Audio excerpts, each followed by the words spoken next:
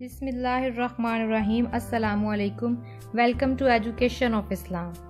आज हम बात करेंगे उन चीज़ों के बारे में जिनके करने से रोज़ा नहीं टूटता। जैसा कि आप सबको मालूम है कि रमज़ान करीम का रहमतों वाला बरकतों वाला महीना शुरू हो चुका है और इस महीने में हम नमाज, रोज़ा, तरावी का ख़ास तौर पर एहतमाम करते हैं। लेकिन इसके साथ ही बहुत से लोगों को शुबहात होते हैं कि हमने ये कर लिया, कहीं हमारा रोज़ा तो नहीं टूट गया, हमने ऐसे कर लिया, कहीं ये तो नहीं हो गया। तो आज हम इसी पर बात करेंगे। हम उन चीज़ों के बारे में बात करेंगे जिनके करने से रोज़ा नहीं टूटता, और इंशाल्लाह अगली वीडियो में उस पर बात करेंगे जिनके करने से रोज़ा टूट जाता है और कफ़ारा लाजिम आता है। तो चलिए वीडियो स्टार्ट करते हैं। अगर रोज़ादार भूल कर कुछ खा ले या पी ले तो उसका रोज़ा नहीं टूटता, चाहे कितनी दफ़ा ही क्यों ना खा लिया हो, उसका रोज़ा नहीं टूटता, क्योंकि उसने ये अमल भूल कर किया है। इसी तरह दिन को सुरमा लगाना, तेल लगाना या खुशबू सूंघना, इन सब बातों से रोज़ा को कोई फ़र्क नहीं आता, रोज़ा नहीं टूटता। इसी तरह दांतों में अगर गोश्त का रेशा अटक गया या कोई और चीज़ अटक गई खाना खाते हुए और खलाल करके वो निगल लिया आपने, मतलब खलाल किया आपने, कुली की, तो वो पानी के साथ वो अंदर चला गया, तो देखें कि अगर वो चने के बराबर है या चने से छोटी है। अगर चने से छोटी है फिर तो आपका रोज़ा नहीं टूटा, लेकिन अगर चने के बराबर या उससे बड़ी है तो फिर आपका रोज़ा टूट जाएगा। लेकिन अगर आपने वो चीज़ पहले अपने हाथ से बाहर निकाली और उसके बाद उसको दोबारा मुंह में डाल लिया, तो इससे दोनों सूरतों में आपका रोज़ा टूट जाएगा, चाहे वो चने के बराबर हो या चने से छोटी हो। थूक निगलने से रोज़ा नहीं टूटता, चाहे कितनी ही थूक क्यों ना हो।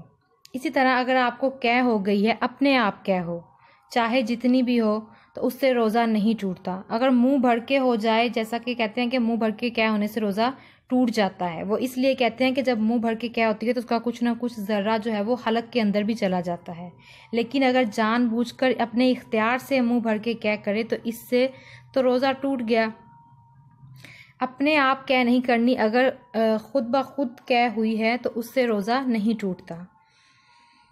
इसी तरह अगर ज़ुबान से कोई चीज़ चख कर थूक दे तो रोज़ा नहीं टूटता, लेकिन ऐसा करना बेज़रूरत, ऐसा करना मकरूह है कि ज़ुबान से कोई चीज़ चखी और उसके बाद उसको थूक दिया। हाँ, लेकिन बाज़ कहते हैं कि अगर किसी का शौहर बड़ा बदमिजाज हो और ये डर हो कि अगर सालन में नमक पानी कम हो गया, दुरुस्त ना हुआ, तो नाक पे दम कर देगा, यानी आपको तंग करेगा, तो इसलिए नमक चख लेना दुरुस्त है और मकरूह नहीं है। ये सिर्फ नमक चखने की हद तक, ये नहीं है कि अब आप एक छोटे बच्चे को अपने मुंह से कुछ चुबा चुबा कर खिलाना, ऐसा करना बिल्कुल मकरूह है। आप किसी छोटे बच्चे को अपने मुंह के अंदर कोई चीज़ डालकर चुबा कर खिलाना जो है वो मकरूह है। इसी तरह अगर भूले से कुछ खा लिया और यूं समझा कि मेरा रोज़ा टूट जाए, अगर किसी ने कुछ भूले से खा लिया और समझा कि वो मेरा तो रोज़ा टूट गया और दोबारा फिर खा लिया, अगर दोबारा खाने से रोज़ा टूट गया, पहले खाने से रोज़ा नहीं टूटा क्योंकि वो भूल कर अमल किया था, लेकिन अगर दोबारा खा लिया ये समझ कर कि मेरा रोज़ा टूट गया है, तो अब जो है वो आपका रोज़ा टूट गया और इस पर क़ज़ा भी वाजिब है और कफ़ारा भी वाजिब है इस पर।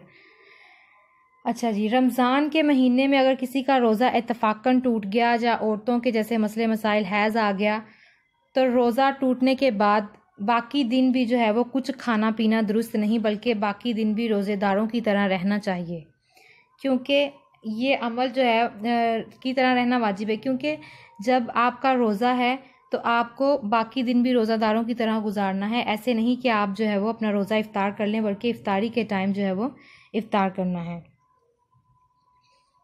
इसी तरह अगर आप ड्रिप लगवा लें, टीका लगवा लें, उससे भी रोज़े में कोई फ़र्क नहीं आता।